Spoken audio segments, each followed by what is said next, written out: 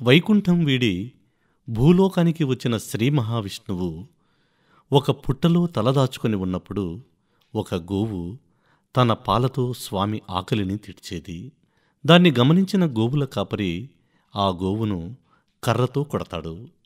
ఆ దెబ్బ పుట్టలో ఉన్న స్వామికి తగులుతుంది. స్వామిని గాయపరిచిన ఆ కాపరి పిశాచరూపుడై స్వామిని శరణు వేడుతాడు. పద్మావతితో తన కళ్యాణం జరిగిన తర్వాత మనిషి రూపం లభిస్తుందని స్వామి చెబుతాడు.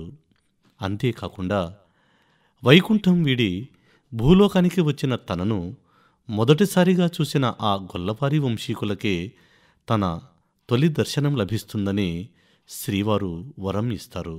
ఆ విధంగా సన్నిధి గొల్లకు తిరుమలేశుని తొలి దర్శనం లభించడం క్షేత్ర సంప్రదాయంగా స్థిరపడింది.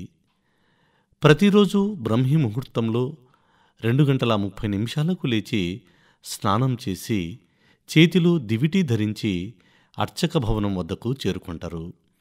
అక్కడ సిద్ధంగా ఉన్న అర్చకులను వెంటబెట్టుకుని ఆలయ మహాద్వారం వద్దకు చేరుకుంటారు. తరువాత సన్నిధి గొల్ల ఆలయం ఎదురుగా ఉన్న జీయర్ మఠానికి వెళ్ళి అక్కడున్న తాళాల పెట్టెను తీసుకుని ఆలయం వద్దకు చేరుకుంటారు. అర్చకులు, జీయర్ మఠం ప్రతినిధి, అధికారి కలిసి ముందు వెళ్తున్న సన్నిధి గొల్లతో గుడిలోనికి వెళ్తారు. తాళాలు తీసి గర్భగుడి వద్దకు అందరూ చేరుకుంటారు. కులశేఖర పడి వద్ద ఉన్న దీపాలను సన్నిధి గొల్ల దివిటితో వెలిగిస్తారు. ఆపై గర్భాలయ ద్వారాన్ని తీసిన సన్నిధి గొల్ల స్వామివారిని తొలి దర్శనం చేసుకుని పక్కకు తప్పుకుంటారు. ఆపై అర్చకులు ఇతర కైంకర్యాలను చేస్తారు.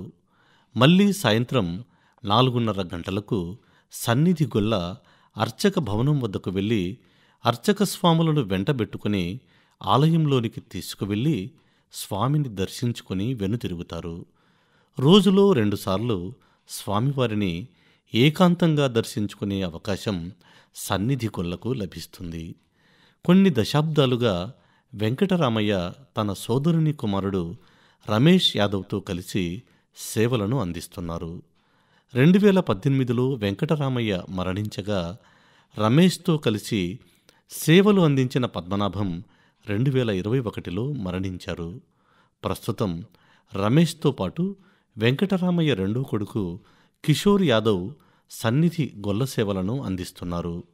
MBA చదివిన కిషోర్ హైదరాబాదులో అనలిస్టుగా పనిచేస్తూ వంశపారంపర్య వారసత్వ సేవ కోసం తిరుమలకు చేరుకొని సేవలు అందిస్తున్నారు.